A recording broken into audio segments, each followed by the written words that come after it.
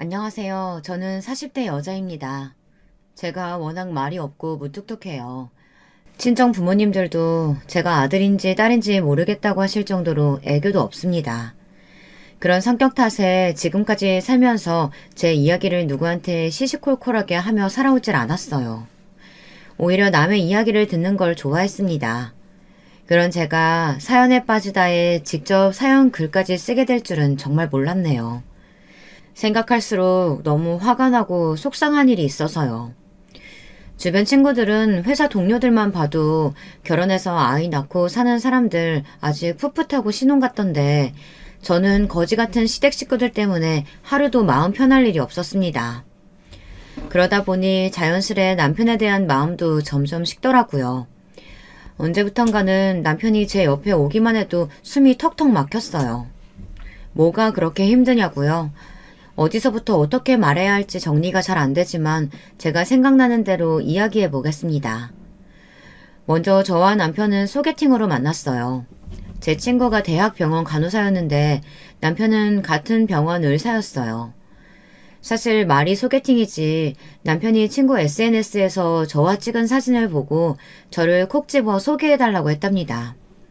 제가 외모도 단아하고 참해 보이는 게 딱 자기 이상형이라고요. 제 입으로 말하기는 뭐하지만 제가 단아하게 생기기는 했어요. 어려서부터 저를 보시는 어른들마다 부잣집 맏며느리 상이라고 다들 예뻐하셨거든요. 더군다나 저도 소개팅할 사람이 의사라고 하니 혹했습니다. 그래서 고민할 거 없이 소개팅에 나갔어요. 남편은 저를 보자마자 칭찬을 아끼지 않았습니다. 소개팅에 나가기 전에는 의사라고 하니 좀 거만하고 으스대는 건 아닐까 걱정도 했었는데 막상 만나보니 그렇지 않았어요. 센스도 있고 유머도 있는 게 재미있더라고요. 남편은 제 단아한 모습에 반했다면서 만난 지 얼마 되지 않아 사귀자고 고백했습니다. 준희 씨는 제가 딱 꿈꿔오던 이상형이에요. 저와 결혼을 전제로 만나주세요.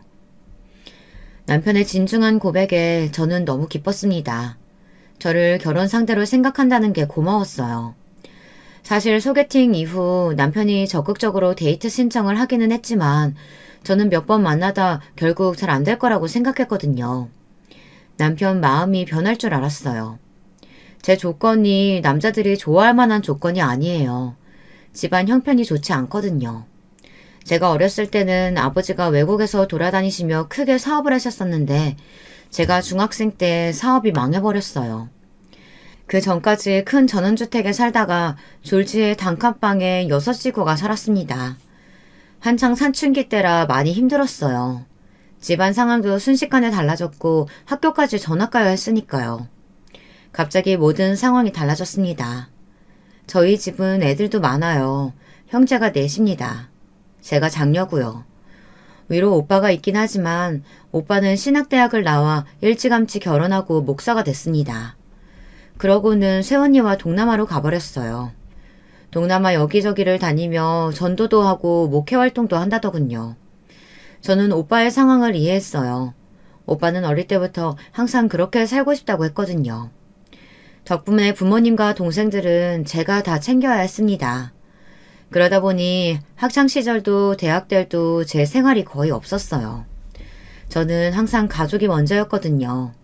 주변 지인들은 그런 저를 이해하지 못했습니다. 아무리 그래도 부모님이 계신데 제가 집안을 다 책임져야 하냐고요. 그럴 수 있습니다. 태어나서부터 부모 그늘에서 곱게 자란 사람들은 절대 저를 이해 못하죠. 하지만 제 사정은 달랐습니다. 사업이 망하고 나서 아버지는 충격으로 급성 신부전증까지 왔었어요. 몇 개월 동안 병원에 계셨죠.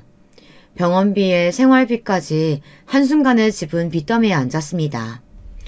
어머니는 결혼하고 지금까지 저희 넷을 키우느라 내내 가정주부였어요. 하지만 이제 더는 그럴 수 없었죠. 어머니는 아픈 아버지를 대신해 돈을 벌기 위해 마트에서 일하셨습니다. 어머니는 하루 종일 일했지만 마트 월급 가지고 6식구 살기는 빠듯했습니다. 저는 중학교 때부터 아르바이트를 했어요. 새벽엔 우유 배달을 했고 학교가 끝나면 햄버거 가게에서 아르바이트를 했습니다. 주말에는 동생들을 데리고 전단지도 돌리러 다녔어요. 그렇게 살아온 제가 어떻게 친구들과 매일 술을 먹고 클럽에 갈 수 있었겠어요. 저는 어떻게든 좋은 직장에 들어가기 위해 악착같이 살았습니다. 제 형편에 이 학원 저 학원 다니면서 자격증을 딸 수가 없으니 뭐든 다 독학으로 해결했어요. 저는 당당하게 대기업에 입사했습니다. 나이가 든 이후 제 직장이나 외모만 보고 다가오는 남자들이 정말 많았죠. 하지만 연애를 하다 보면 서로의 집안 이야기가 안 나올 수가 없잖아요. 저희 집안 상황을 알게 되면 남자친구들은 다 알아서 떠나갔습니다. 저는 원망하지 않았어요. 저라도 그럴 것 같았거든요. 저야 저희 부모고 형제들이니 어쩔 수 없이 감당해야 했지만 남이 해줄 수 있는 일이 아니잖아요. 만났던 남자친구들은 저와 헤어질 때마다 항상 똑같은 말을 했어요. 너만 생각하면 당연히 결혼까지 하지. 근데 내가 너희 집까지 감당하기엔 내 그릇이 너무 작다. 머리로도 마음으로도 다 이해하지만 바로 앞에서 그런 소리를 듣고 나면 하루 종일 아무것도 손에 잡히질 않았어요. 그런 일이 있을 때마다 저도 모르게 가족들을 원망하는 제가 너무 싫었어요. 저는 남자를 만나기 무서웠습니다. 이런 저를 온전히 받아줄 남자는 대한민국에 없을 것 같았거든요. 그런데 남편은 달랐습니다. 저희 집 상황을 다 듣고도 저와 결혼을 전제로 만나고 싶다고 했어요. 저는 이게 뭐라고 남편에 대한 마음이 그때 확 커졌습니다. 그 전까지는 당연히 이러다가 또 헤어지겠지라고 생각해서 제 마음을 다 주지 않으려고 했거든요. 사실 그렇잖아요. 전 남자친구들은 저보다 직장도 변변치 않았는데도 제 상황을 이해해주지 않았어요. 여자는 결혼하면 출가 외인이지 이런 말을 한 전남친까지 있었습니다. 결혼하면 친정일에는 신경 쓰지 말아야 한다고요. 그랬으니 을사식이나 되는 남자가 저한테 뭐하러 장가를 오겠나 싶었죠. 제가 잘 모르긴 해도 주변에 들어보니 을사면 소개팅만이 아니라 잘 사는 집 딸들 중매도 많이 들어온다더라고요. 저는 제 과거에 발이 묶여 진짜 현실을 보지 못했습니다.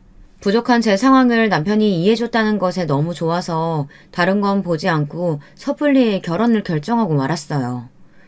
저와 남편은 만난 지 6개월 만에 결혼했습니다. 남편은 저희 친정에 인사를 한번 갔다 오더니 오히려 더 급하게 결혼하자고 했어요. 아버님 건강도 많이 안 좋으시고 어머님이랑 동생들도 아버지 챙기느라 고생들 많이 하는 거 보니까 마음이 너무 안 좋더라. 내가 자기랑 결혼하면 아버님 우리 병원으로 모셔서 내가 같이 챙겨드리고 많이 도와드릴게. 이 소리를 듣고 어떻게 결혼하지 않을 수가 있겠어요. 저는 6개월이든 1년이든 중요하지 않다고 생각했습니다. 지금까지 내내 아픈 아버지를 병간호하느라 온 가족이 힘들었었는데 을사 남편이 생기면 너무 든든할 것 같았거든요. 그렇게 제 지옥 같은 결혼 생활이 시작된 것이었습니다. 자상한 을사 남편이랑 결혼했는데 뭐가 지옥 같은 결혼 생활이냐고요. 지금까지 제게 있었던 일을 이야기하면 아마 누구도 제 말을 믿지 못할 거예요. 심지어 저희 친정 식구들도 제 말을 믿지 않았으니까요. 남편은 겉으로 보기엔 너무 좋은 사람이었습니다. 사실 저도 깜빡 속았으니까요. 이건 엄연히 사기 결혼이나 다름없었습니다. 남편은 연애할 때 제가 알던 사람이 아니었습니다. 결혼식이 끝나자마자 180도 달라졌어요. 남편은 신혼여행 비행기에서 내리자마자 저를 버리고 사라졌습니다. 남편이 제게 미리 말하기는 했어요. 중요한 학회가 있어서 신혼여행을 미국으로 가야 한다고요. 하지만 아무리 일이 많아도 그렇지 신혼여행 일주일 동안 학회 식사한 게 딱 한 번뿐이었습니다. 그것도 밥 먹는 내내 제 얼굴도 안 쳐다봤어요. 명색이 신혼여행인데 아무리 일 때문이라도 그렇지 잠도 밖에서 자고 오는 게 말이 돼? 미안. 호텔에서 며칠 동안 하는 학회다 보니까 논문에 대해서 밤새 이야기도 나누고 회의도 하느라 많이 바쁘네. 자기가 좀 이해해줘. 내가 보통 의사가 아니잖아. 앞으로 우리 병원에서 암센터 센터장이 될 몸인데 이 정도는 해야 된다니까. 처음엔 저도 남편 말을 다 믿었습니다.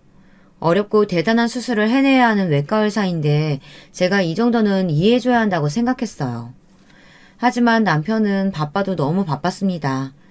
신혼여행에 다녀와서도 집에 들어온 날이 손에 꼽혔어요.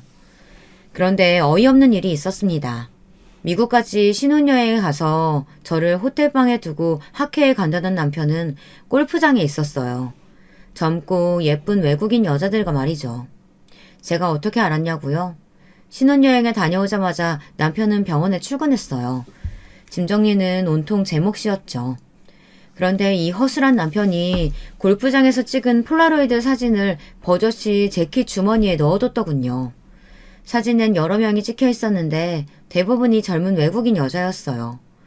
그날 저녁 남편이 집에 들어오자마자 저는 따져 물었습니다. 이게 뭐야? 신혼여행에서 매일 혼자 밥 먹고 혼자 잠들게 하더니만 나를 속이고 젊은 여자 끼고 놀러 다닌 거야? 자기야, 내가 자기 속이고 다른 여자들이랑 왜 놀아? 여기 사진 속에 있는 사람들 다 의사야.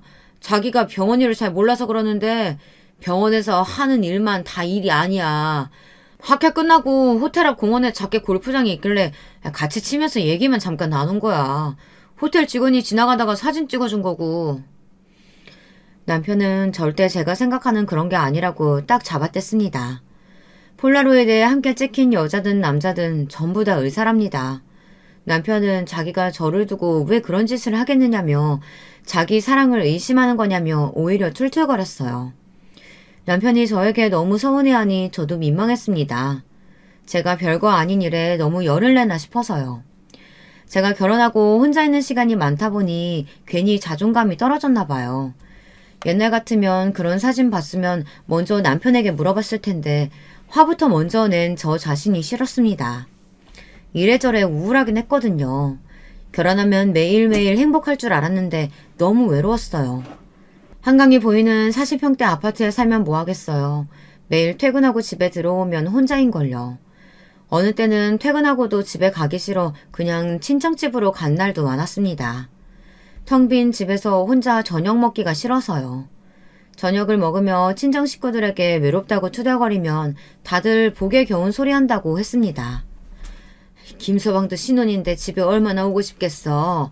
매일 그 힘든 수술하고 병원밥만 먹는 사람한테 괜히 잔소리하지 말어. 누나, 엄마한테 매형 욕해봐야 소용없어. 매형이 얼마 전에 아버지 병원비 하라고 엄마한테 200만 원이나 보냈대. 세상에 그런 사위가 어디 있다니.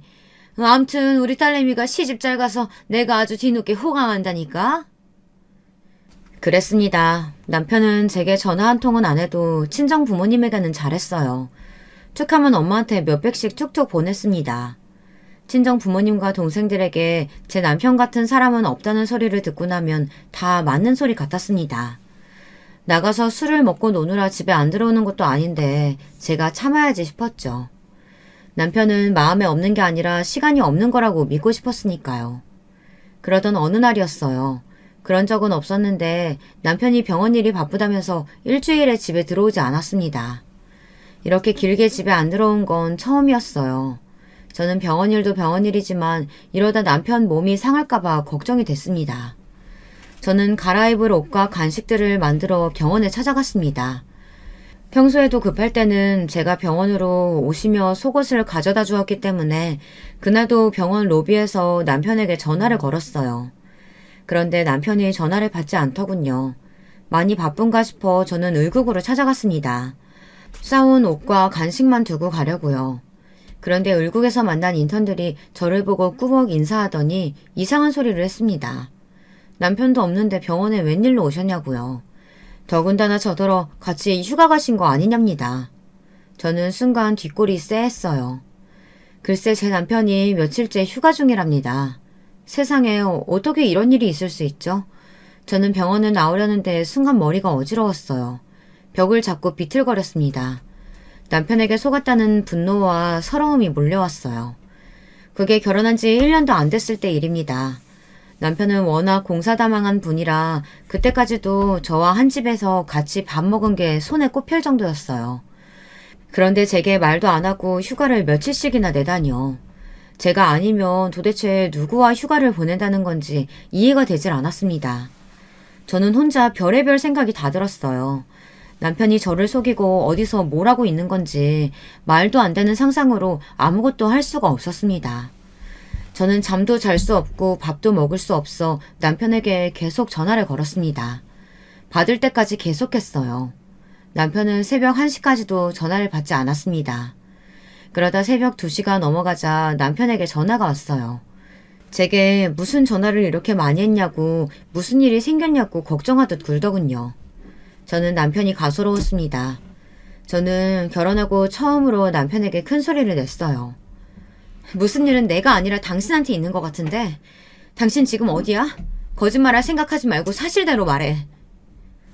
저는 소리를 지르면서 눈동자에 눈물이 가득 고였어요. 남편이 정말 저를 속인 거라면 앞으로 어떻게 해야 하나 무서웠습니다. 그게 사실은 당신이 놀랄까봐 내가 말을 안 했는데 내가 지금 있는 곳으로 좀 와줄 수 있어? 남편은 제 예상과 달리 차분했습니다. 그리고 웬 주소를 보냈어요. 저더러 그쪽으로 오라고요. 저는 애써 화를 달래며 곧바로 택시를 잡아타고 남편이 보내준 주소로 갔습니다. 도대체 무슨 대단한 일이길래 아내 몰래 휴가를 내고 이 새벽에 오라가라 하는 건지 싶었어요. 그런데 제 눈앞에 믿기지 않은 일이 벌어졌습니다. 남편이 저를 부른 곳은 텅 빈 편의점이었어요. 서프라이즈 하려고 했는데 당신이 내가 말 안 하고 휴가 쓴 것 때문에 혼자 또 이상한 상상하는 것 같아서 할 수 없이 미리 공개해야겠다. 그게 도대체 무슨 소리야? 이 편의점은 또 뭐고? 이 편의점 어때? 자리 좋지? 이 새벽에 텅 빈 편의점은 왜? 을사 때려치고 편의점이라도 차리게? 나 말고 장모님 드리려고 그러지. 순간 저는 남편이 무슨 소리를 하는 건가 싶었습니다. 그런데 남편 말이 저희 친정 어머니께서 환갑을 훌쩍 넘기시고도 아직도 마트에서 일하시는 게 마음에 쓰였답니다. 일하면서 아버지까지 돌보시느라 고생이 많으셨으니까요. 그래서 남편은 어떻게 하면 어머니가 일을 적게 하고 노후를 조금이라도 편하게 보내실 수 없을까 하다가 편의점이 생각났답니다. 그래서 병원에 휴가를 내고 편의점 자리를 알아보러 다녔대요. 저희 어머니 생신에 맞춰 서프라이즈 선물로 편의점을 드리려고요. 그러고 보니 다음 달이 친정엄마 생신이었어요. 저도 생각하지 못하고 있던 걸 남편은 먼저 생각해 준 것이었습니다. 제가 그때 얼마나 울었는지 몰라요. 남편에게 미안해서요. 아무리 돈이 많고 능력이 있어도 사실 쉬운 일은 아니잖아요. 어떤 남자가 처갓집을 위해 편의점까지 차려주겠어요. 그것도 병원에 휴가까지 내고 본인이 발품까지 팔아가면서요. 저는 이런 남편을 의심했다는 것이 너무 창피했습니다. 누가 봐도 너무 좋은 남편인데 뭐가 지옥 같은 결혼 생활이었냐고요? 본격적인 제 결혼 생활은 그때부터 시작이었습니다. 사실 저희 결혼 생활에 복병이 있었습니다. 바로 시댁 식구들이었어요. 저희 시어머니는 대단한 분이었습니다. 제가 지금까지 살면서 본 사람 중에 가장 막무가내인 분이었어요. 막무가내라는 표현도 최대한 좋게 한 거예요. 제 마음속을 이야기하자면 무시 그 자체였습니다. 저런 어머니에게서 어떻게 의사 아들이 나왔을까 매일 볼 때마다 신기했어요. 어느 정도길래 그러냐고요? 시어머니는 소리만 지르면 뭐든지 되는 줄 아는 분이었습니다. 결혼하고 첫 명절 때예요. 명절 며칠 전에 회사에 있는데 제게 연락이 왔어요. 시어머니께서 같이 장을 보러 가게 차를 가지고 오라고 하시더군요. 저는 당연히 주말에 오라는 이야기인 줄 알았어요. 저야 당연히 회사에 있었으니까요. 그래서 알겠다고 하고 끊었습니다. 그런데 30분 후에 또 전화가 오더라고요. 왜 안 오냐고요. 저는 이 상황이 어이가 없었지만 애써 웃으며 말씀드렸습니다. 회사라 지금은 못 가고 주말에 가겠다고요. 그러자 시어머니께서 언성을 높이셨어요. 목소리가 얼마나 큰지 전화기가 터지는 줄 알았습니다. 대기업이면 뭐해? 대충 나와서 창만 보고 다시 들어가면 될걸. 그 잠깐 나오는 거 가지고 사람들 눈치나 보고. 어머니, 윗사람이든 아랫사람이든 회사에 출근하면 퇴근 시간까지는 당연히 회사에 있어야죠. 제가 주말에 갈 테니까 그때 같이 장 보러 가요. 됐다. 주말에 가면 훨씬 더 비싸. 며느리라고 하나 있는 게 영 쓸데가 없네. 시어머니는 본인 하실 말씀만 하시고 전화를 그냥 끊어버리셨어요. 그런 일이 한두 번이 아니었어요. 제게 시어머니의 전화는 언제나 마른 하늘의 날벼락과 같았습니다. 한 번은 그런 적도 있었어요. 주말이라 오랜만에 친구와 영화관에 가려고 준비하고 있었습니다. 남편은 출근했고요. 그런데 아침부터 시어머니가 집에 쳐들어왔어요. 말 그대로 정말 쳐들어오는 느낌이었습니다. 전화도 안 하고 와서는 문을 열자마자 조카들을 현관으로 밀어넣었어요. 시누이의 초등학생 조카들을요. 저는 놀라서 눈이 휘둥그레졌는데요. 시어머니는 막무가내였습니다. 네 시누이가 여행 가서 내가 내일까지 애들 봐주기로 했는데 약속 있는 걸 깜빡했지 뭐냐. 네가 오늘 하루만 애들 좀 봐라. 네? 어머니, 저도 오늘 친구랑 영화 보기로 해서 나가봐야 되는데요. 미리 전화라도 주시지 그랬어요. 너는 왜 숙모가 돼서 조카들 하루도 못 봐주니? 난 중요한 계모임이라 빠질 수가 없어. 그러니까 네가 영화 취소해. 시어머니는 자기 할 말만 해버리고는 도망치듯 가버리셨습니다. 저는 너무 기가 막혀서 말문이 막혔어요. 세상에 이 정도로 상식이 안 통하는 사람은 처음 봤습니다. 저는 결국 친구와의 약속을 취소하고 조카들을 봤습니다. 집에서 애들 밥 해주고 만화 영화를 같이 봤어요. 시간이 흐를수록 제가 지금 뭘 하고 있는 건가 싶었어요. 거기다가 시어머니는 조카들이 잠들 때까지 전화도 한 통 하질 않았습니다. 저는 짜증이 나서 시누이에게 전화했어요. 시누이는 제가 2번이나 전화를 걸었는데도 전화를 안 받더니 뒤늦게 12시가 넘어서야 전화가 걸려오더라고요. 올케, 나 친구들하고 여행 갔다는 소리 못 들었어? 주말 저녁에 왜 자꾸 전화하고 그래? 시누이는 자기 자식들이 우리 집에 있는지도 모르더군요. 거기다가 아무리 여행을 갔어도 그렇지 이 시간까지 도대체 뭘 하는 건지 주변에 남자 목소리까지 들렸어요. 저는 자초지종을 설명했습니다. 시어머니께서 저녁에 애들을 데려가시기로 했는데 지금까지 전화를 안 받으신다고요. 아버지 회식이라더니만 엄마도 아줌마들하고 술 먹고 노나 보네. 애들 잠들었으면 그냥 재워. 외숙모가 조카들 하루 데리고 잘 수도 있지. 뭘 자꾸 전화해. 오늘 하루만 올케가 데리고 자. 내가 내일 데리러 갈게. 가정교육이라는 건 정말 무시 못하는 것 같아요. 시누이는 시어머니랑 완전 복사판이었습니다. 시어머니도 사람들 만나서 밤새도록 술 먹고 노는 걸 좋아했는데 시누이도 똑같았어요. 툭하면 시어머니한테 애들 맡기고 놀러 다니는 것 같더라고요. 뭐 노는 거야 뭐가 문제겠어요. 저한테까지 피해를 주니 그게 문제였죠.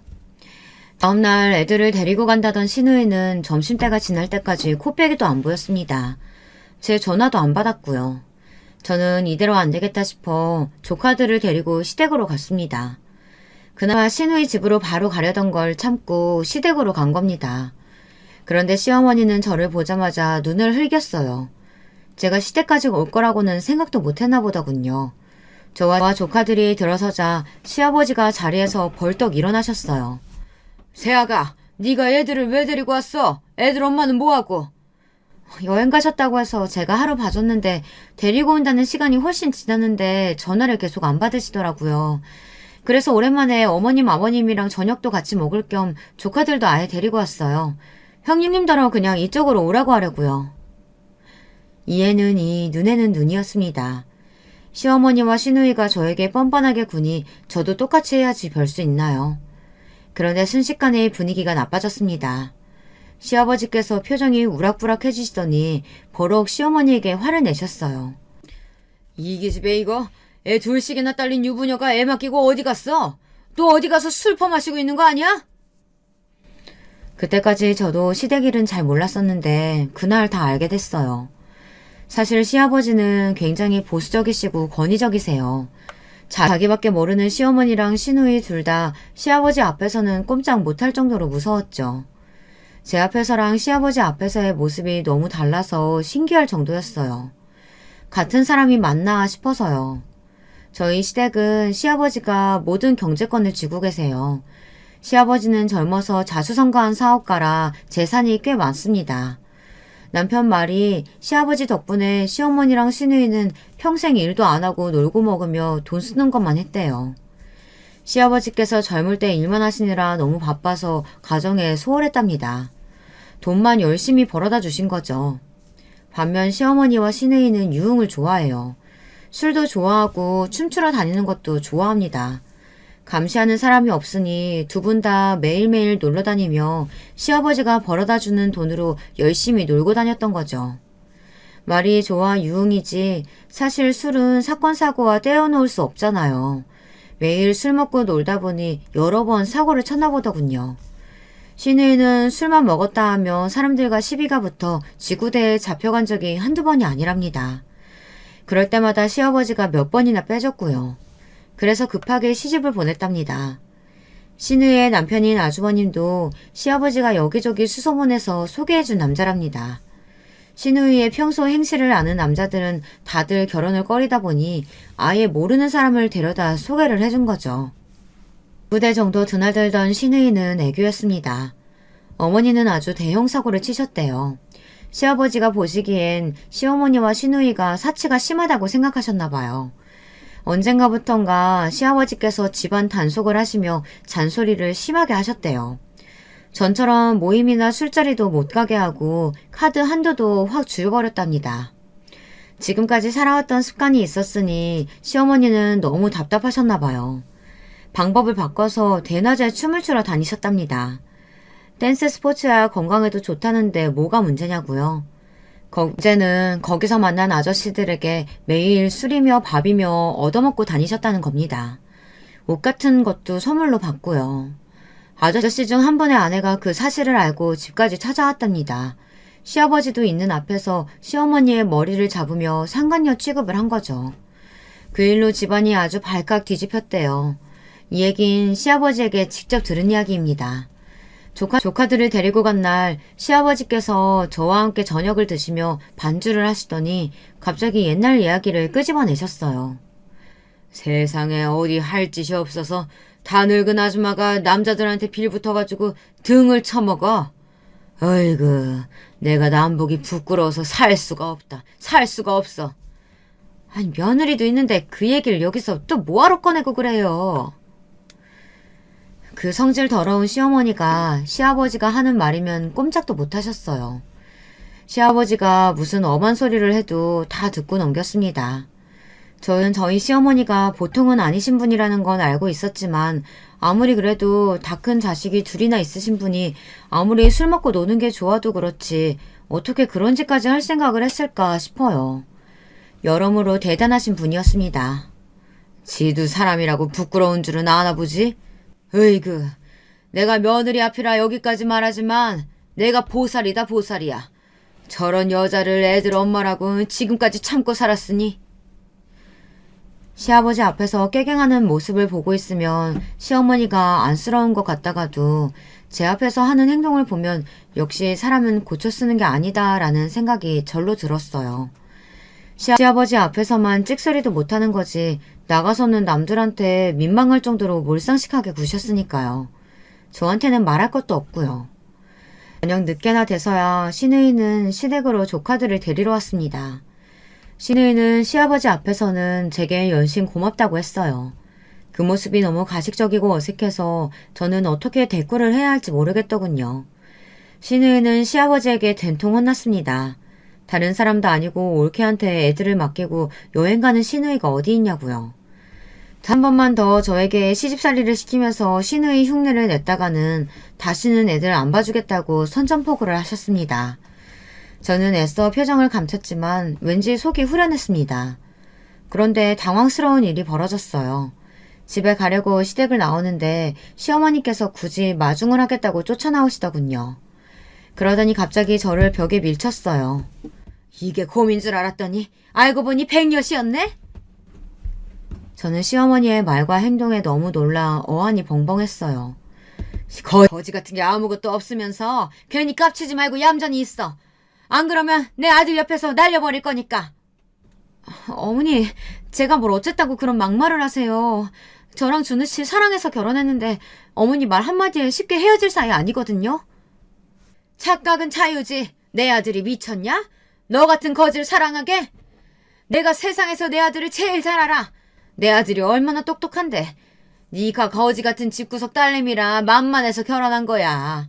그래야 돈 주면 네가 알아서 시댁에도 잘하고 내 아들 내줘도 잘할 것 같아서. 그러니까 쉽게 말해. 너는 우리 집 종인 거지. 저는 시어머니의 말에 진심으로 충격을 받았습니다.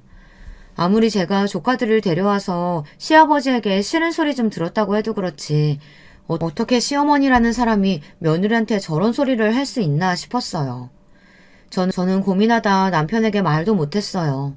시어머니의 말이 당연히 사실이 아닌데 남편한테까지 말해서 둘 다 힘들어할 필요는 없으니까요. 그러던 중에 아이가 태어났습니다. 정말 눈에 넣어도 아프지 않는다는 말이 무슨 소리인지 알겠더라고요. 정말 너무 예뻤어요. 하지만 문제가 있었습니다. 저도 남편도 둘 다 직장을 그만둘 수가 없는 상황이다 보니 육아휴직을 끝나면 앞으로 어떻게 해야 할지 생각해야 했습니다. 천상 동네의 어린이집에 보내야 하는데 제가 퇴근하고 집에 올 때까지 봐주는 어린이집은 없었어요. 제가 다 퇴근하고 올 때까지 아이를 봐줄 분이 필요했어요. 저는 고민 끝에 친정어머니께 부탁할 생각이었습니다. 당시에 남편이 선물해준 편의점을 맡아서 하고 계셨는데 저희 딸아이를 봐주실 때만 아르바이트를 쓰자고 부탁드렸습니다. 제가 용돈을 챙겨드리겠다고요. 그런데 그 사실을 알게 된 시어머니가 쪼르르 바로 달려오셨습니다. 이제는 저도 무섭더군요. 시어머니가 또 무슨 소리를 할까 싶어서요. 너는 딸이라는 게 애가 참 못됐다. 너희 친정은 아픈 아버지도 있는데다가 먹고 살기도 힘들어가지고 식구들이 다 나가서 일하느라 바쁜데 거기다가 네 딸까지 맡기고 싶니? 그래도 상황이 예전보다 많이 좋아져서 어머니가 데려가서 봐주시는 건 괜찮다고 하셨어요. 됐다. 그 좁은 집에 뭐하러 우리 손녀 답답하게 맡겨. 그냥 내가 봐줄 테니까 나 줘라. 저는 시어머니에게 맡기고 싶지 않아 극구 괜찮다고 거절했습니다. 그러자 시어머니는 그게 또 마음에 안 드는지 버럭 하시더라고요. 나는 우리 손녀 공짜로 봐줄 거야. 근데 너희 친정은 용돈 드려야 할 거 아니야. 내 아들이 병원에서 힘들게 번 돈 너 자꾸 친정에 퍼줄래? 저는 화가 나고 서러웠지만 대꾸할 말이 없었습니다.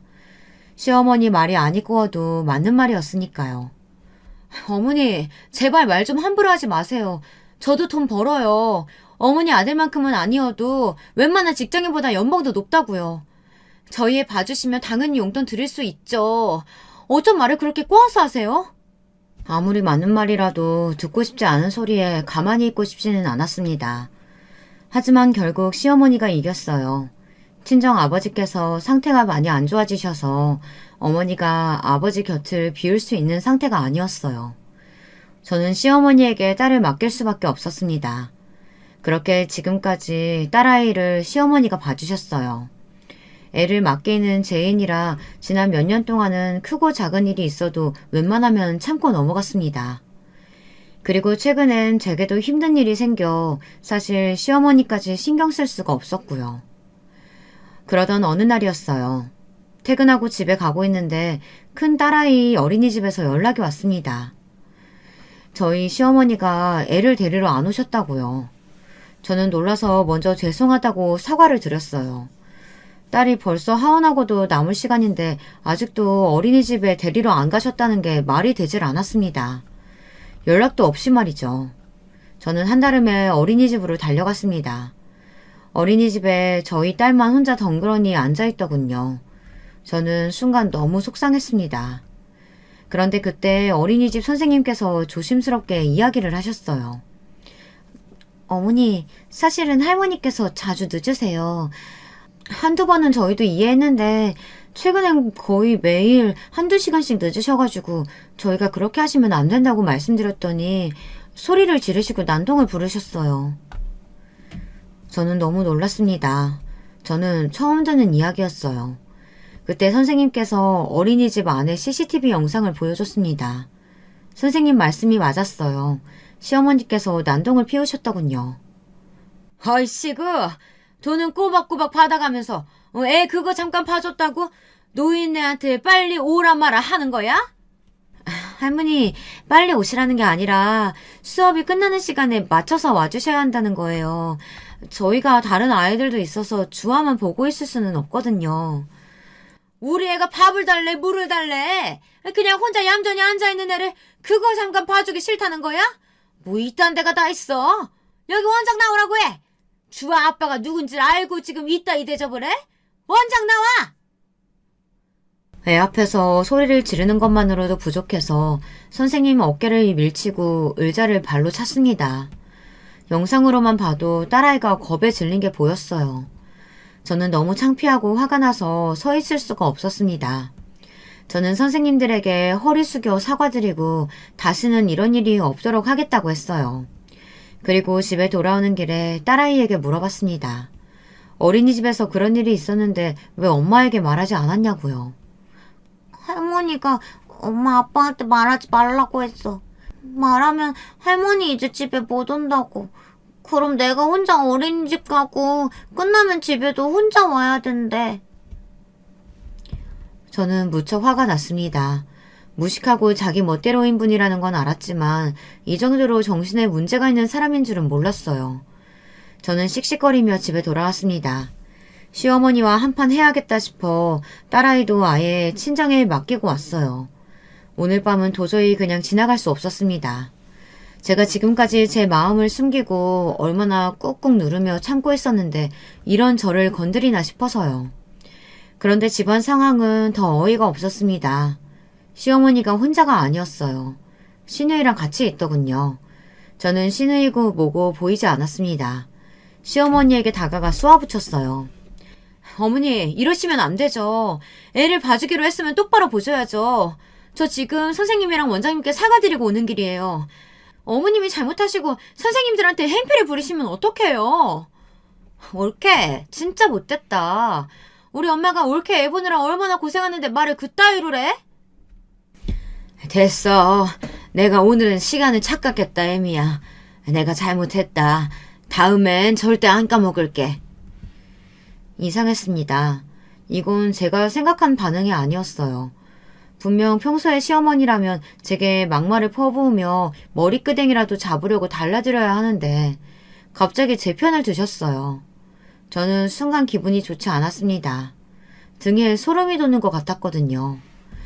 역시 제 촉이 맞았습니다. 시어머니가 순순히 제게 잘못했다고 말할 위인이 아니었죠. 제게 부탁할 것이 있어 잘못한 척 군 겁니다. 부탁할 것이 뭐냐고요? 글쎄 저더러 시누이를 좀 데리고 있으라네요. 저는 기가 차서 말도 나오질 않았습니다.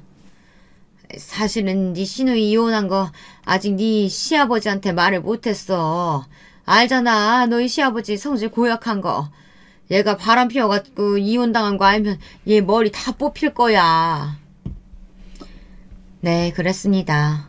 얼마 전 집안이 또 한 번 발칵 뒤집혔어요. 시누이는 그렇게 매일 술 먹고 놀러 다니더니만 바람이 난 거였더군요. 결국은 이혼까지 당했어요. 애들도 다 뺏기고요. 말해봐야 제 입만 더러워지는 것 같아 말하고 싶지도 않습니다. 정말 상식이라고는 없는 거지 같은 집구석이에요. 엄마, 나더러 동생네 얹혀 살라는 거야? 빨리 오피스텔이나 하나 사주면 되잖아. 조용히 좀 해. 내가 너희 아버지 아니면 돈이 어딨어. 분위기 봐서 기분 좋을 때 얘기할 테니까. 그러게 백수 주제에 어디서 바람을 피워. 아이고 속 터져. 위자료도 한 푼 못 받고 애도 뺏겨. 내가 너 때문에 얼굴을 들고 살 수가 없다. 언제는 절대 들키지만 않으면 되는 거라고 그러더니만 위자료 못 받고 나왔다고 이렇게 사람을 무시해? 그러니까 들키지 말았어야지 이년아. 아휴, 암튼 네 아버지 주머니에서 돈 나올 때까지 네 옳게 말 잘 듣고 있어. 주아도 좀 잘 봐주고. 세상에 사람 탈을 쓰고 어떻게 저렇게 뻔뻔할 수가 있을까요? 바로 얼마 전에 저더러 지지리도 가난한 친정 어쩌고 하시면서 막말을 퍼부으시더니만 이제 와서 저더러 시누이를 데리고 살라네요. 시누이도 시어머니도 정말 천박하고 싫었습니다. 시어머니는 제 속도 모르고 제 손을 지그시 잡더군요. 애미야, 내가 지금까지 우리 주아 얼마나 지극정성으로 키웠어. 그러니까 이번엔 네가 나 좀 도와준다고 생각해. 우리 애 너무 불쌍하지 않니? 네가 당분간만 좀 데리고 같이 살아. 타이밍이 기가 막혔습니다. 때마침 남편이 집에 들어오더군요. 저는 남편 얼굴을 보자마자 피식 웃었습니다. 그리고 시어머니의 손을 아주 세게 뿌리쳤어요. 그리고 내내 준비했던 말을 했어요. 어머니는 가만 보면 참 부끄러운 줄을 모르세요. 바람 피우는 더러운 년을 저더러 어떻게 데리고 살라는 거예요? 저는 절대 우리 주아랑 더 더러운 년이랑 같이 사는 꼴 못 봐요. 뭐야? 너 내가 이렇게까지 얘기했는데 감히 내 딸한테 뭐? 더러운 년? 시어머니는 제게 달려들었습니다. 금방이라도 제 머리끄덩이를 잡으려고 했죠. 제가 이 정도 각오도 안 하고 신우이에게 욕을 퍼부었을까요? 이미 제 마음은 단호했습니다. 무서울 거 없어요. 저는 시어머니를 밀어버렸습니다. 그리고 소리쳤어요. 당신이야말로 자식 새끼들 저 따위로 키워놓고 어디 감히 나한테 손을 대. 나 이제 당신 며느리 안 해. 당신 미쳤어? 지금 우리 어머니한테 뭐 하는 거야? 시어머니가 바닥에 넘어지며 남편에게 우는 소리를 했습니다. 아이고 아이고를 연신 울부짖으며 자기 팔자를 운운했죠. 남편은 그런 시어머니를 부축하며 제게 소리를 질렀습니다. 저는 남편을 쏘아보았어요. 그리고 시어머니를 향해 똑부러지게 말했습니다. 나 당신 아들이랑 지금 당장 이혼할 거야. 아예 온 김에 네 딸이랑 네 아들까지 다 데려가. 뭐 이혼? 니까짓 게 내 아들이랑 어떻게 이혼을 해? 해도 내 아들 집인데 네가 나가야지. 웃기고 있네. 어머니 아들이 결혼하고 나서부터 지금까지 나 속이고 기만한 거 나한테 증거 다 있어요. 이혼하면 이 집뿐만이 아니라 어머니 아들 재산도 내가 다 뺏어올 거니까 기대하세요. 이게 다 무슨 소리냐고요? 사실 제가 몇 달 전부터 준비하고 있었던 일이 있어요. 남편과 이혼 소송을 하기 위해 저는 칼을 갈고 있었습니다. 남편의 불륜 사실을 안 건 여름 휴가 때예요. 남편은 올해는 꼭 저와 딸과 함께 휴가를 가겠다고 약속했습니다. 그런데 이번에도 일이 바쁘다는 핑계로 가지 못했어요. 저는 이제 그러려니 했어요. 대단하신 남센터장을 목표로 하는 남자와 사니 이해한다고 생각했죠. 그래도 제게는 딸이 있으니 전처럼 외롭지 않았어요. 딸과 둘이 행복한 시간을 보내면 되니까요. 그런데 제가 이상한 소리를 들었습니다. 남편을 소개해줬던 제 친구에게 연락이 왔어요. 오랜만에 연락이 왔길래 저는 반갑게 받았습니다. 그런데 친구가 제게 할 말이 있는데 고민하는 눈치였어요. 저는 왜 그러냐고 할 말 있으면 편하게 하라고 했습니다. 그러자 친구가 고민 끝에 이야기를 해주는데 그 말이 충격적이었어요. 너한테 말해야 하나 말아야 하나 너무 고민했는데 아무래도 이상해서 네 남편 뒤 좀 캐보는 게 좋을 것 같아. 처음엔 저도 친구에게 화를 냈습니다. 무슨 소리를 하는 거냐고요. 그러자 친구 말이 자기 밑에 후배 간호사들끼리 하는 이야기를 우연히 들었는데 간호사들이 제 남편 이야기를 하는 것 같았답니다. 그래서 친구가 꼬치꼬치 물었대요. 그런데 내용이 말도 안 된다네요. 제 남편이 어린 간호사들 SNS를 보고 그 간호사들 친구들에게 따로 연락을 했다는 겁니다. 누구 간호사랑 같이 일하는 의사라고 접근해서 만나자고 했대요. 6개월 만에 애인해주며 원하는 걸 다 사주겠다고요. 언제부터 그런 짓을 했는지는 모르지만 같은 연락을 받은 친구가 한둘이 아니랍니다. 저도 처음엔 당연히 믿지 않았어요. 워낙 큰 병원이니 다른 의사 이야기를 제 친구가 잘못 들은 것일 수도 있고 아니면 말도 안 되는 헛소문일 거라고요. 하지만 불안한 마음은 감출 수 없었습니다. 저는 결국 남편의 뒤를 캤어요. 불륜을 찾아주고 증거를 모아준다는 전문 업체에 의뢰를 했습니다. 의뢰하면서도 절대 아닐 거라고 믿었어요. 그런데 돌아온 답변은 경악스러웠습니다. 사모님, 아주 질이 안 좋은 분한테 걸리셨네. 남편분께서 몇 년 동안 아주 대놓고 불륜을 저질렀는데 전혀 모르셨어요? 심부름센터 직원 말이 이런 경우는 처음 본답니다. 별로 알아볼 것도 없이 너무 허술해서 증거가 수두룩하대요. 남편은 결혼하고 나서 바람을 피운 게 아니라 그냥 사람 자체가 문제가 있는 사람이었습니다. 결혼 전부터 저를 속인 거예요. 시어머니가 지나가는 말로 한 게 다 사실이었어요.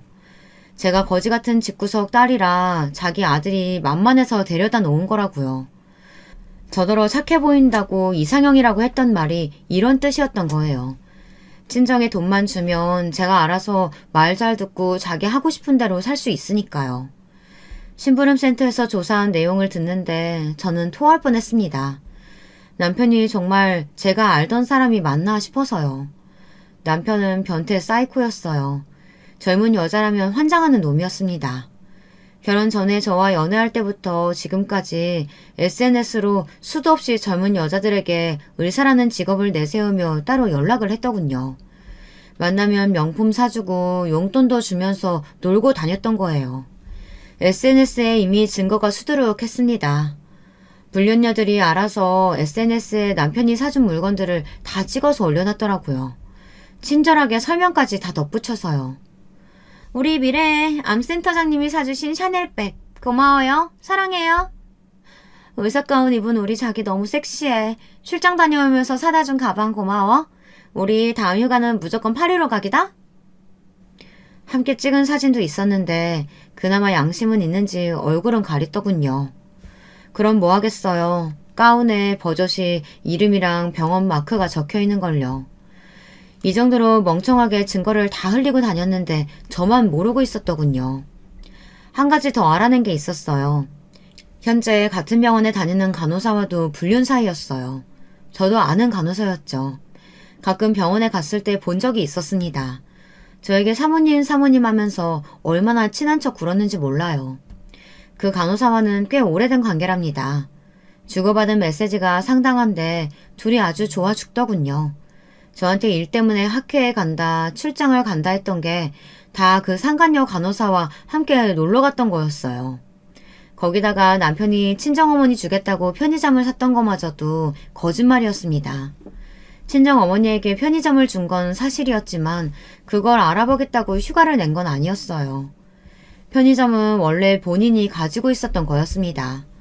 목이 좋은 자리라 투자 목적으로 가지고 있었는데 생각보다 장사가 안 돼서 팔려고 내놨다가 몰래 휴가를 쓴 게 들통났으니 친정어머니를 주기 위해 알아본 것처럼 꾸며낸 거였죠. 정말 온몸에 소름이 돋았습니다. 그래놓고 그 간호사娘과 골프를 치러 다녀온 거였어요. 처음 남편의 진실을 알았을 때는 며칠 동안 끙끙 앓았어요. 너무 힘들었습니다. 하지만 금방 털어내야 했습니다. 제게는 딸도 있으니까요. 그리고 악마 같은 새끼가 작정하고 저를 속이려고 한 건데 제가 어떻게 피할 수가 있었겠습니까? 저는 다 필요 없었습니다. 제 딸과 행복하게 살기만 하면 되니까요. 그래서 완벽한 이혼을 하기 위해 저는 만만의 준비를 했습니다. 그날 저는 남편과 시어머니, 시누이를 쫓아냈습니다. 남편은 순순히 나갔어요. 남편도 제가 자신의 진실을 어디까지 알고 있는 건지 전혀 가늠할 수 없으니 작전회의가 필요했겠죠. 하지만 이미 늦었습니다. 저는 며칠 뒤 바로 이혼 소송을 했어요. 그리고 남편을 혼인 빙자 사기죄로 고소했습니다. 남편이 처음부터 계획적으로 저에게 접근했고 결혼 전부터 결혼 이후에도 저를 속이고 여자들을 만나온 증거를 제출했어요. 그 이후 어떻게 됐냐고요? 위너는 저였습니다. 남편이 생각보다 재산이 많더군요. 시아버지께서 남편이 의사가 된 이후 물려주신 재산이 많았어요. 땅이며 건물, 지금 사는 아파트까지 다 하니 50억이 넘었어요. 저는 딱 절반인 25억을 받았습니다. 거기서 끝이 아니에요. 저는 상간녀 소송까지 걸었습니다. 남편이 결혼 이후 만난 여자가 10명이 넘더군요. 10명 모두에게 소송을 걸었어요. 증거는 차고 넘쳤으니까요. 아직도 소송 중이지만 저는 매우 즐겁습니다. 앞으로 저는 일을 안 해도 상간녀들한테 합의금만 받아도 먹고 살 수 있을 것 같았어요. 그쯤 되니 남편이 제 노후를 미리 생각해줬다는 생각까지 들더군요. 제 복수는 아직 끝나지 않았습니다. 남편은 제 결혼 생활을 송두리째 짓밟았어요. 이대로 순순히 돈만 받고 물러나줄 수는 없었죠. 저는 남편의 오랜 꿈까지도 무참히 짓밟았습니다. 대한병원협회에서 만드는 신문이 있어요. 의사들이 다 보는 신문이죠. 거기 기자에게 전화해 저희 남편의 기사를 팔았습니다. 타이틀은 이랬습니다. 유명 대학병원의 차기 암센터장으로 유력했던 교수가 치욕스러운 불륜 스캔들의 주인공이 됐다. 남편은 20년 넘게 근무했던 병원에서 잘렸습니다. 의사가 아무리 잘나봐야 직장인인데 병원 이미지를 실추시켰으니 당연히 잘릴 수밖에 없었죠. 기사가 나자마자 시어머니와 남편이 저를 찾아왔어요. 제발 애미야. 자식 생각해서 이러면 안 돼. 내가 이렇게 무릎 꿇고 빌게. 제발 정전기사 하나만 내줘, 제발. 여보, 내가 센터장이 돼야 우리 주아 위자료도 주고 양육비도 많이 주지. 제발 한 번만 더 생각해줘. 개소리하고 있네. 나 이미 지금 있는 재산만으로도 우리 주아 평생 잘 키울 수 있어. 그리고 너 같은 애비 필요 없으니까 다신 우리 주아라고 부르지도 마. 너무 간사하고 소름이 끼칠 정도로 재수없어서 남편 얼굴에 소금을 한 바가지 뿌려줬습니다. 다시 제 앞에 나타나면 그때는 아주 고춧가루를 뿌려준다고 했어요. 저는 이혼 이후 딸과 잘 살고 있습니다. 친정 부모님은 같이 살자고 하시지만 당분간은 딸과 둘이 여행도 다니며 둘만의 시간을 보내고 싶어요. 앞으로 이 험한 세상 딸과 둘이 잘 헤쳐나가야 하니까요. 저는 비록 이혼은 했지만 결혼으로 배운 것이 많습니다. 뭐든 참지 말고 내가 하고 싶은 대로 나만 생각하면서 사는 게 가장 좋은 인생이라는 걸 말이죠. 여러분도 자식이니 남편이니 생각하지 마시고 오로지 자신의 행복이 무엇인지 생각하시면서 그렇게 사시길 바랍니다. 지금까지 저의 긴 이야기 들어주셔서 감사합니다.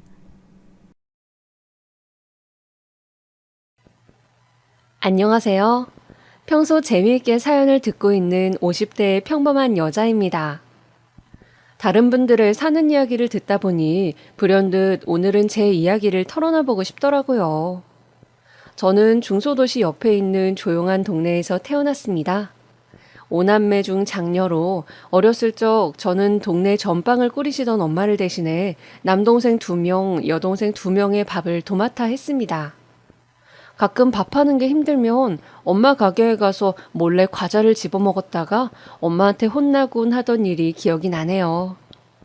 그렇게 어찌저찌 중학교를 졸업하고 저는 20살이 넘을 때까지 부모님 가게 일을 돕고 동생들을 돌보면서 지냈습니다. 그러다가 옆 동네로 시집가서 잘 산다던 육촌 누나의 중매로 한 남자를 만났습니다. 만난 첫날에 다방에 앉아 어색하게 커피를 홀짝거리던 나에게 그 남자는 자신이 근무하고 있는 고등학교 이야기, 그리고 요즘 관심 가지고 있는 취미 이야기 등 여러 이야기를 신나게 하더니 집으로 가려는 저에게 빵을 한 봉지 사서 들려주었습니다. 부모님과 함께 먹으라면서요. 그렇게 저는 그 남자와 100년 가약을 맺게 되었죠. 지금 생각해도 떨리는 결혼식 전날 저는 엄마와 손을 잡고 잠자리에 들었습니다. 그런데 긴장이 되었는지 화장실이 가고 싶어 거실로 나왔는데 그날따라 잠이 안 오셨는지 아빠가 소주 한 잔을 마시고 계셨어요. 아빠, 안 주무시고 뭐 하세요? 내일 사진 잘 나오려면 주무셔야죠. 우리 딸. 아빤 우리 딸이 시집 간다고 하니 좀 서운하네. 서로 위해주면서 잘 살아. 좀 힘든 일 있어도 상대를 이해하려고 하면서 그렇게 해. 그리고 살다가 정말 너무 힘든 일이 있으면 이 아빠한테 꼭 말해. 혼자 해결하려고 하지 말고. 알았지? 엄마 아빠는 항상 너의 편이라는 걸 잊지 말고. 아빠, 저 행복하게 잘 사는 모습 꼭 보여드릴게요. 그렇게 저는 아빠의 든든한 응원을 마음에 새긴 채 한 가정의 안주인이 되었습니다. 저는 그 사람의 솔직하고 소박한 성격, 그리고 선생님이라는 직업답게 학생들을 항상 애정을 가지고 대하는 점이 좋았어요. 우리는 고향 부근 대도시에서 신접살림을 차리게 되었죠. 그러다 결혼하고 2년 만에 아이가 들어섰어요. 그때가 제가 29살 때였습니다. 처음에 아이가 들어선 줄도 모르고 속이 안 좋다고 약도 먹고 그랬는데 나중에 임신이란 이야기를 듣고 뱃속의 아이에게 어찌나 미안하던지요. 그 후로는 태교에 좋다는 것들을 나름 하면서 신경 써서 임신 기간을 보냈습니다. 산고의 고통을 겪고 자연분만을 하면서 다시는 아이를 낳지 않겠다고 다짐했건만 저는 결국 2년 후 둘째까지 낳았습니다. 둘째는 듬직한 첫째 아들과 달리 아주 예쁜 딸이었어요. 갓 태어났을 때 피부가 아주 빨갰는데 그 모습을 보신 친정어머니가 피부가 하얀 예쁜 아기라고 이야기하셔서 아, 피부가 빨간 게 나중에 하얘지는 거구나 했던 기억이 납니다. 그렇게 저는 평탄하고 소박하게 저의 30대를 남편과 복닥거리며 아이 둘을 키우며 살았습니다. 다만 남편이 고3을 연달아 맡으면서 야간 자율학습을 하네 뭐네 하면서 저녁을 함께 먹는 일이 드물었기 때문에 항상 혼자 애 둘을 건사하느라 힘들었죠. 그래도 가끔 가출한 학생을 잡으러 가기도 하고 학생들 대학 보내는 일에 자기 일처럼 열심히인 남편의 모습을 보면서 남편이야말로 진정한 교육자의 마음으로 학생들을 가르치는구나. 그런 좋은 일을 하는데 내가 가정을 잘 건사하고 남편이 신경 쓰지 않게 내조를 잘해야겠다. 그런 마음으로 저는 그 세월을 견뎠습니다.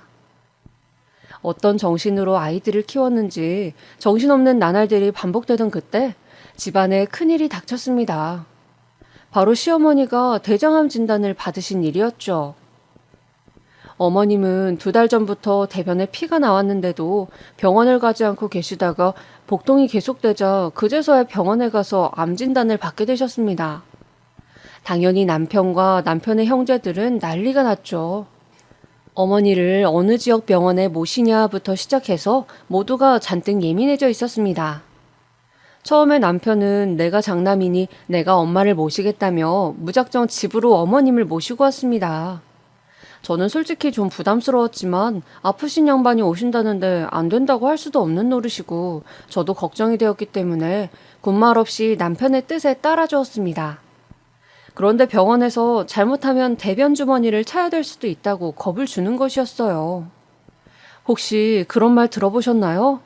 서울 쪽 병원하고 지방병원하고 10년은 기술이 차이가 난다는 말. 저는 그런 이야기를 들은 적이 있어 남편에게 조심스럽게 말을 꺼냈습니다. 저기 여보, 우리 서울 쪽에 있는 도련님네 어머니를 모시면 어때요? 뭐라고? 그게 무슨 소리야, 당신? 서울 쪽에 큰 병원이 훨씬 의술이 뛰어난데 굳이 지방의 대학병원에 모시는 게 맞을까요? 서울 쪽 써도 대변 주머니 이야기를 하는지 한번 그쪽 병원도 가봐요, 우리. 당신 지금 혹시 당신이 엄마 간호하기 싫어서 이러는 거야? 동생네한테 떠넘기려고. 남편은 다짜고짜 저의 말을 안 좋게만 받아들이면서 화를 냈습니다. 저는 어이가 없었지만 차분히 설명을 했어요. 아니, 어머님 입장에서 수술하고 대변 주머니를 차고 계셔야 하는 거하고 안 해도 되는 거하고 앞으로 살아갈 인생이 얼마나 많이 달라지겠어요? 더 좋은 병원 가서 더 좋은 방법이 있나 찾아보자는 건데 그게 그렇게 화낼 일이에요? 내가 나조차고 이런 소리 하는 것 같아요? 됐어. 장남인 내가 어머니 모실 거야. 그렇게 알아. 남편은 제 말을 끝까지 고깝게 듣더니 자리를 박차고 나가더군요. 평소에는 똑똑하고 이성적인 사람인데 어머니가 편찮으시니까 자기 생각에만 빠져서 남의 말은 전혀 듣지 않는 사람이 되어 있었습니다. 저는 이대로는 안 되겠다 싶어서 도련님들께 제 의견을 좋게 말씀드렸어요. 그러자 서울에 살고 있었던 둘째 도련님과 셋째 도련님이 안 그래도 서울 아산병원에 예약을 해봐야겠다고 생각했다며 서울 쪽에 한번 진료를 받아보자고 하시더라고요. 그렇게 남편은 계속 화를 냈지만 결국 도련님들의 설득으로 어머님은 서울 아산병원을 가서 진료를 받았고 그 결과 수술은 해야 하지만 대변 주머니까지는 안 차도 된다는 답변을 들었습니다. 확실히 지방병원하고 결론이 달랐습니다. 그래서 어머님은 서울 도련님들과 동서들이 건사하기로 결정이 되었죠. 그리고 어머님은 무사히 수술을 받고 항암 치료를 하셨습니다. 수술은 예후가 좋았고 겨우겨우 저와 가족들은 한시름을 놓았죠. 그런데 문제는 남편이었습니다. 남편은 원래 술을 좋아하던 사람인데 어머니 문제로 저와 다투었던 일을 술만 취하면 꺼내어 빈정대고 비꼬기 시작했습니다. 글자 그대로 시비를 거는 거죠. 당신이 최고 잘났지? 어? 남편이 말이야 엄마를 모시겠다고 하는데 며느리가 돼가지고 말이야 그게 할 말이야? 갑자기 또 무슨 소리예요? 말 좀 해보란 말이야. 남편을 무시해도 정도라는 게 있는 거야. 술 취했으면 제발 잠이나 자요. 이런 식으로 항상 술만 취하면 자고 있던 저를 깨워서 시비를 거는 것이었습니다. 저는 정말 진저리가 났습니다. 왜 이렇게 유약하고 자신의 감정만 중요한 것인지. 거기다 제 남편에게는 아주 큰 문제가 있었습니다. 바로 유흥을 좋아한다는 거였죠. 학교 교사도 공무원인데 남편은 동료 교사들과 여자가 있는 술집이나 노래방을 다녔습니다. 저 같으면 전날 그런 데 가서 놀고 다음날 학생들 얼굴을 부끄러워서 못 볼 것 같은데 남편은 거기에 대해서는 아주 뻔뻔하더군요. 그냥 남자가 하루 놀 수도 있는 거지 그렇게 큰 의미를 부여할 필요가 뭐가 있느냐는 거였죠. 저는 너무 자존심이 상했습니다. 술에 취해서 술집 직원이나 여자에게 카드를 주면서 비번까지 말해 술값으로 몇백만 원을 결제해오는가 하면 가끔 남편을 찾는 술집 여자 전화도 걸려왔어요. 여자로서 너무 자존심이 상하고 남편에게 실망스러웠습니다. 그러나 가정주부인 제 입장에서 학교를 다니고 있는 애들을 저 혼자 건사하며 키우기가 무서워 저는 이혼을 하지 못하고 남편을 좋은 말로 달랠 수밖에 없었죠. 여보, 당신은 교육자인데 그런 식으로 여자까지 불러놓는 것은 자제해야 하지 않겠어요? 같이 사는 내 입장도 좀 생각해 주시고요. 알았어. 그러게 왜 사람 속을 긁냔 말이야. 그런 말을 좋게 할 때면 남편은 듣기 싫다는 듯이 퉁명스럽게 대답할 뿐이었어요. 저는 아들과 딸이 이런 사실을 모르길 바라면서 혼자 모든 수모와 비참함을 견뎌내고 있었습니다.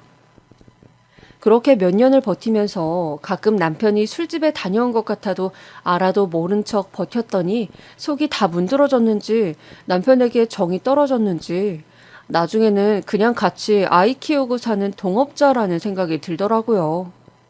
그리 생각하고 관심을 끊으니 오히려 제 마음이 좀 편해짐을 느꼈습니다. 그 시기에 저는 동네 친한 언니의 권유에 따라 성당을 다니기 시작했어요.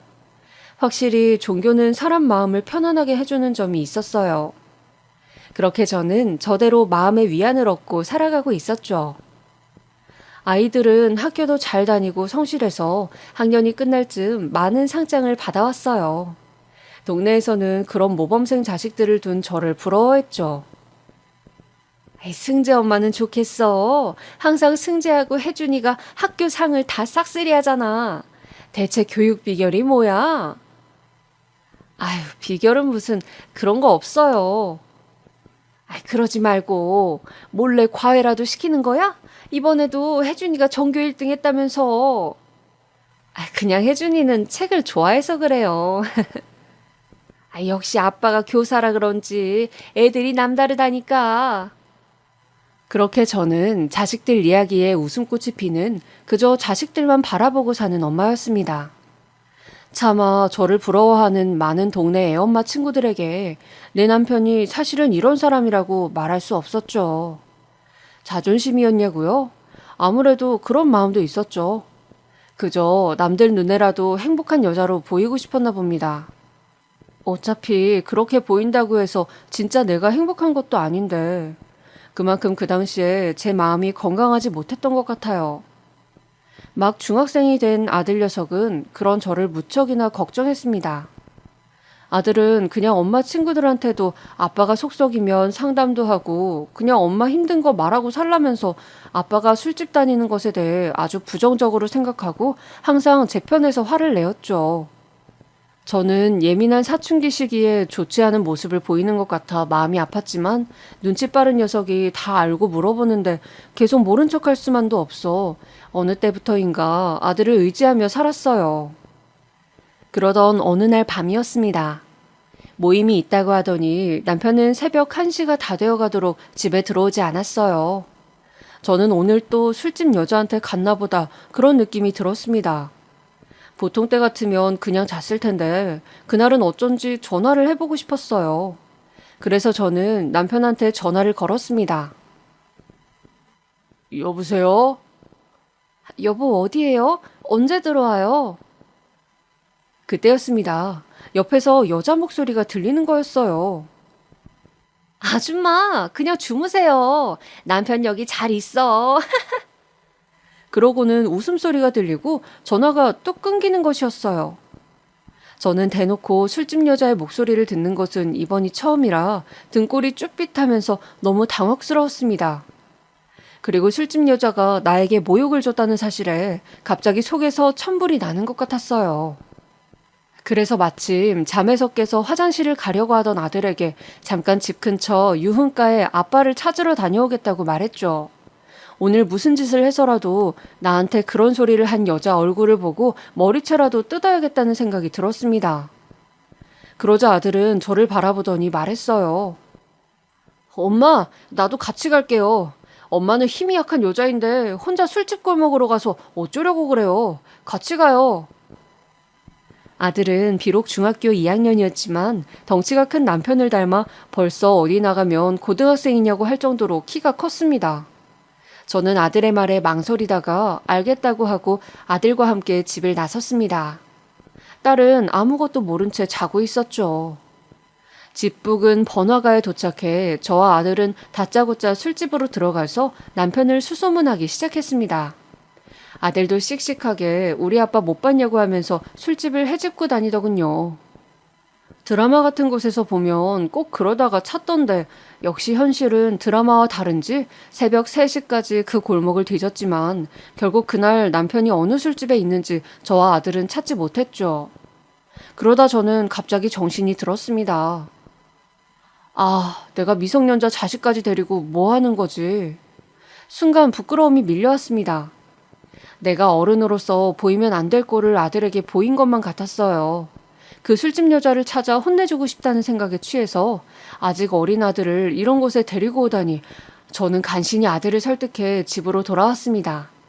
그리고 다시는 아빠가 술을 먹는다거나 여자가 있는 것 같다는 등 아들이 상처 입을 만한 이야기는 아들에게 하지 않았어요. 남편은 날이 갈수록 뻔뻔해졌습니다. 지친 제가 술집 가는 걸로 별 이야기를 안 하자 어차피 돈 벌 능력도 없으니 이혼 못하겠지 싶었는지 대놓고 술집 여자와 연락을 주고받고 친구들과 허구한 날 술집에 가는 것이었습니다. 저는 마음속으로 이렇게는 도저히 못 살겠다는 생각이 들어 이혼을 염두에 두기 시작했습니다. 변호사 사무실로 가서 상담을 받으니 변호사가 이렇게 말하더군요. 이혼을 하고 싶은데요. 혹시 폭력이나 바람 같은 결정적인 사유가 있으신가요? 바람이요. 증거는 있으세요? 확실하게 스킨십하는 사진 등의 증거가 있으시면 아마 위자료를 많이 받으실 수 있을 겁니다. 그리고 경제력이 있으셔야 해요. 재산 분할할 때나 가정 기여도를 따질 때 경제력을 중요하게 보거든요. 아, 저는 그 부분에서 할 말이 없었습니다. 경제력. 저는 돌아오는 버스 안에서 골똘히 생각을 했어요.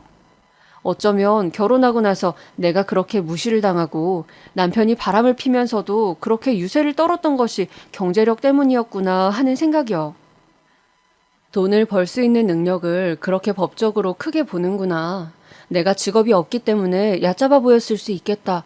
그런 결론에 도달하자 뭔가 직업을 가져야겠다는 생각이 들었습니다. 그리고 바람으로 위자료를 받아내기 위해서도 증거가 부족하다는 생각이 들었습니다. 저는 당분간 증거를 더 모으기로 했어요. 그리고 미루어 두었던 젊은 날의 꿈을 다시 떠올렸습니다. 원래 제 꿈은 일본인들을 상대로 여행사를 하는 것이었거든요. 그래서 어릴 적에 비록 대학은 못 갔지만 일본어 공부를 열심히 하고 학원도 다녔더랬죠. 저는 이혼을 할지도 모르니 다시 공부를 시작해야겠다고 마음을 먹었습니다. 그리고 이제 더 이상 사춘기에 접어든 아들에게 이런 내색을 하지 않아야겠다는 생각을 했어요. 딸은 상황을 잘 모르고 있었지만 아들은 아버지가 술집 여자와 놀곤 한다는 것을 이미 알고 있었고 그 일을 알게 된 뒤로 통 아빠에게 마음을 주지 않는 듯 했습니다. 같이 밥을 먹는 자리에서도 아빠가 말을 시키면 대답도 하질 않고 무시를 한다거나 단답형으로만 말을 하고 아빠와 눈을 맞추려고도 하지 않았어요. 저는 저에게는 미운 남편이지만 그렇다고 자식인 아들과 아버지인 남편이 서로 반목하기를 원하진 않았기 때문에 그 부분이 많이 걱정이 되었습니다. 그러던 중 제가 위경련으로 쓰러지는 일이 발생했습니다. 때는 5월 어린이날을 낀 주말이었어요. 아이들이 놀이동산을 가고 싶다고 해서 근처 제법 큰 규모의 놀이동산에 미리 다 표를 끊어둔 상태였는데 남편이 갑자기 오늘 같이 못 가겠다는 거였습니다. 저는 운전도 못하는데 말이죠. 여보, 나 운전도 못하는데 그럼 애들 둘이 데리고 어떻게 놀이동산까지 가? 미안해 여보. 학교에서 급한 연락이 와서 나 좀 들어가 봐야 될 것 같아. 미안. 남편은 야속하게 그렇게 우리 가족을 내버려두고 나가버렸어요. 저는 어쩔 수 없이 처가에서 살고 있는 막내 남동생에게 연락을 했습니다. 제 막내 동생은 저와 10살 넘게 나이가 차이 나는 총각이었거든요. 동생은 경찰 공무원으로 주말에 근무가 있는 날도 많았는데 다행히 그 주 주말은 쉬는 날이라고 하더군요. 그래서 저는 동생 차를 얻어 타고 겨우 아이들과 어린이날 기념 놀이동산을 갈 수 있게 되었죠. 동생 차를 얻어 타고 놀이동산으로 향해 신나게 아이들이 기구를 타는 것을 보고 있는데 갑자기 문자가 왔습니다. 제 고등학교 동창 선영이었죠. 하도 오랜만에 연락이라 반가운 마음에 저는 선영이가 보낸 문자를 열었는데 선영이가 뜬금없이 무슨 사진을 보낸 거였어요. 저는 무슨 사진인가 싶어서 사진을 제대로 보지 않고 전화를 걸었습니다. 여보세요? 선영아, 어쩐 일이야? 그게 내가 어딜 놀러 왔는데. 놀러 갔어? 나도 애들하고 놀이동산 왔는데. 그런데 갑자기 무슨 사진 보낸 거니? 아니 그게 내가 뭘 좀 봤거든. 사진 좀 자세히 봐봐. 보고 네가 판단해. 친구는 갑자기 알 수 없는 소리를 늘어놓으며 전화를 끊었습니다. 그리고 자세히 살펴본 사진, 저는 제 눈을 의심했습니다. 그것은 분명히 남편의 모습이었습니다. 남편이 다른 여자와 어깨동무를 하고 호텔 입구로 들어서는 모습이었어요.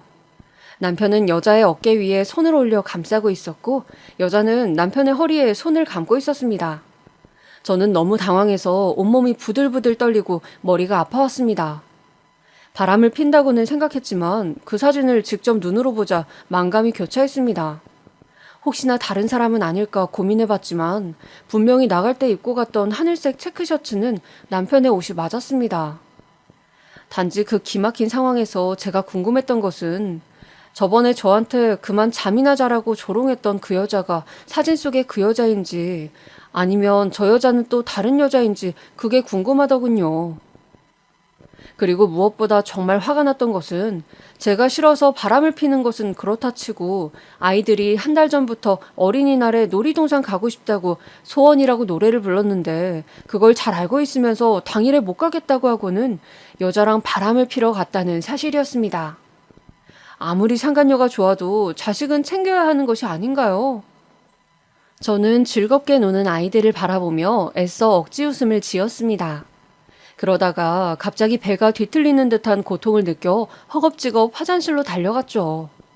말로만 듣던 위경련이 일어난 것 같았습니다. 마치 누가 칼로 배를 쑤시는 것처럼 아랫배 위쪽이 계속 아파왔습니다.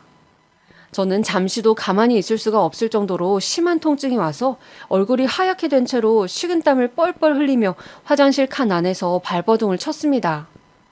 누군가 밖에서 제가 버둥대는 소리를 들었는지 화장실 문을 두드리기 시작했습니다. 저기요, 괜찮으세요? 어디 아프신 거예요? 여기 119 좀 불러주세요. 그렇게 저는 정신을 잃고 말았죠. 눈을 떠보니 하얀 병원 천장이 보였습니다. 그리고 저를 걱정스럽게 바라보고 있는 남동생과 아들과 딸의 얼굴이 보였어요. 저는 억지로 입가에 미소를 띄었습니다.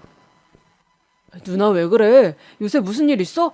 안 그래도 살이 너무 빠졌다 했는데 스트레스성 위경련이라는데 무슨 힘든 일 있어? 아니야. 그냥 요새 좀 체력이 딸려서 그래. 너네 매형은 일 때문에 너무 바쁘고 괜찮아. 걱정하지 마. 응? 엄마, 괜찮아요? 딸은 너무 놀랐는지 제 손을 잡고 울음을 터뜨렸습니다. 아들은 외삼촌과 동생 뒤에 서서 저를 안쓰러운 눈빛으로 쳐다보고 있었어요. 저는 그런 아들을 보면서 눈가에 고인 눈물을 훔쳐내고 애써 웃어 보였습니다. 아들은 고개를 숙이면서 한숨을 쉬더군요. 저는 아들에게 어쩐지 제 속을 들킨 것만 같아 마음이 좋지 않았어요. 오늘은 어린이날인데 오늘 하루만이라도 항상 내 걱정을 하는 아들이 그저 자신의 나이답게 행복하게 즐겁게 보내길 바랐는데 저는 너무도 부족하고 또 부족한 엄마였습니다. 그렇게 며칠이 지났어요. 어린이날 밤늦게 돌아온 남편은 또 혀 꼬부라진 소리로 저에게 시비를 걸어댔죠.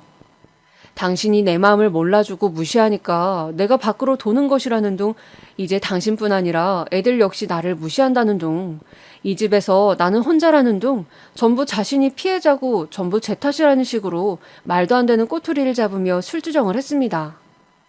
저는 이제 기운도 없고 대거리도 하기 싫어 그저 남편이 떠들던지 말던지 잠자리에 들었습니다. 그렇게 저는 냉전 아닌 냉전을 하면서 힘들게 결혼 생활을 유지하고 있었어요. 친구가 저번에 보내준 사진은 근처 사진관에 가서 출력해서 잘 보관해 두었습니다. 혹시나 이혼 소송을 하게 되면 중요한 증거가 될 수도 있을 것 같았거든요. 좀 더 증거가 쌓이고 일본어 자격증을 따게 되면 비록 제가 경력이 없더라도 이혼 소송을 해볼 생각이었습니다. 더 이상 이렇게 말라비틀어진 마음으로 사람 같지 않게 살 수는 없었어요. 누구를 미워하며 매일 얼굴을 보는 것이 제 마음에 도리어 독이 되어 제 모든 인생이 망가져버릴 것만 같았죠. 저는 그저 아이들과 함께 속 끓이지 않고 평온한 마음으로 하루를 살아가고 싶었습니다. 그러기 위해서는 어떻게든 남편과 정리를 해야 했어요. 남편은 제가 이런 생각을 하는지 아는 건지 모르는 건지 계속해서 여자를 만나고 다니는 것 같습니다. 저는 결국 모아두었던 적금을 깨서 1,000만 원이라는 거금을 들여 흥신소에 의뢰를 했습니다. 흥신소에서 한 달간 남편의 모든 행동을 밀착으로 알아봐 주기로 했죠. 이번 기회에 큰 돈을 들여서라도 확실한 증거를 마련해서 저한테 가장 유리한 방법으로 꼭 이혼할 생각이었습니다. 남편은 이제 완전히 가족들과 어울릴 의욕을 잃은 것처럼 굴더니 어느 날 아들에게 어쩐 일로 먼저 말을 걸었습니다. 아들, 여기 좀 와봐. 나 폰에 이거 무슨 어플을 깔아야 한다는데 이거 좀 깔아줘. 아무리 해도 잘 모르겠네. 네, 줘보세요. 잠깐만요. 제가 좀 가져가서 해보고요. 아들은 휴대폰이랑 컴퓨터를 잘 다루었는데 아빠가 도움을 요청하자 그래도 도와주는 모습이 둘 사이에 아직은 관계를 회복할 가능성은 있나 하는 생각이 들었습니다. 그렇게 시간이 지나던 어느 날 저녁이었어요. 남편이 갑자기 씩씩거리며 제 아들 손목을 붙잡고 질질 끌고 와서 집에다가 아들을 팽개치는 겁니다. 그리고서는 다짜고짜 집에 있던 야구방망이를 들더니 아들의 몸을 사정없이 때리는 것이었어요. 퍽퍽. 저는 너무 경황이 없이 당한 터라서 어쩔 줄을 모르고 있었는데 남편이 소리를 질렀습니다. 어린 놈의 자식이 어디 어른한테 싸가지 없게 굴어.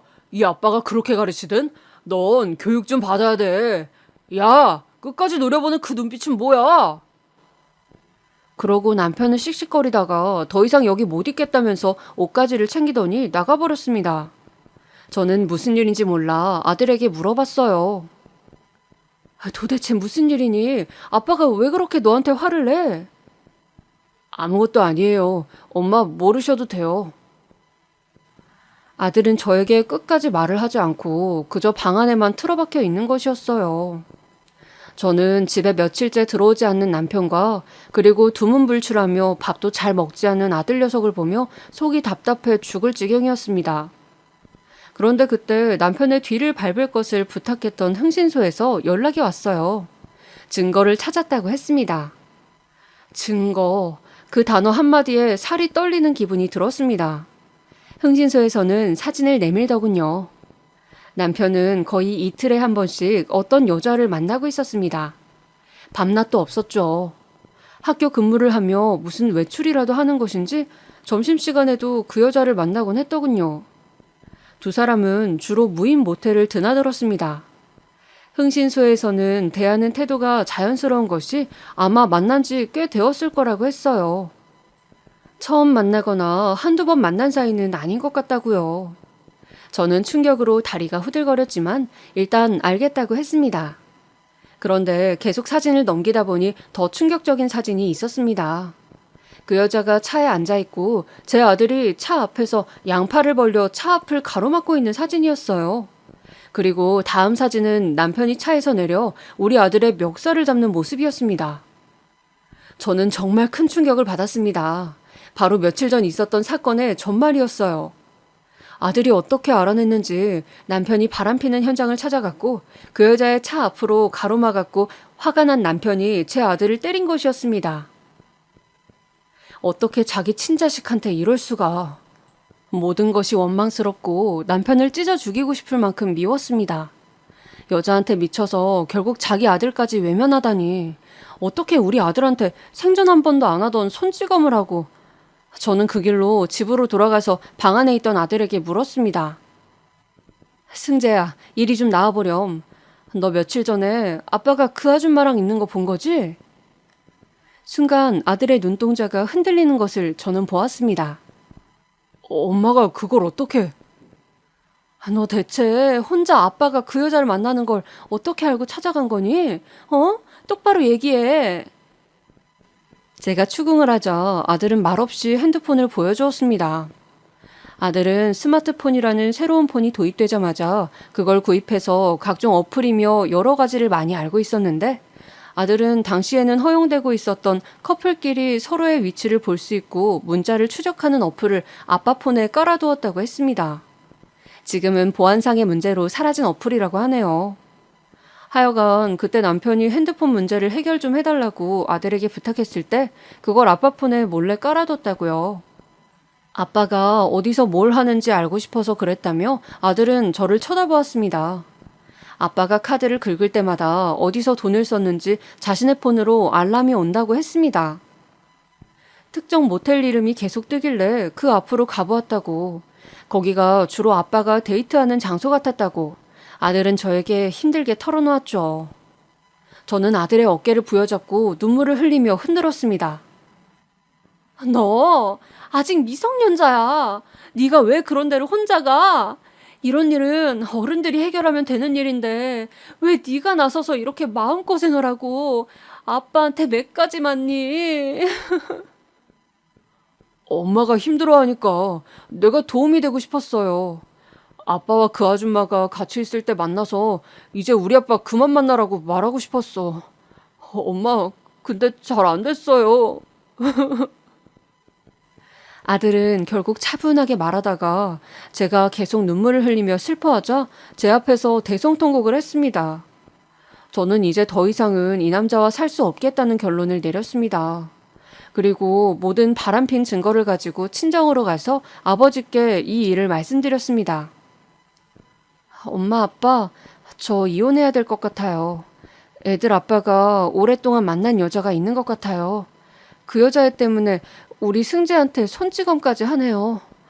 저 도저히 몇 년을 참았는데 더 이상은 못 살겠어요. 살면서 힘든 일 있으면 힘이 되어주신다고 하셨죠.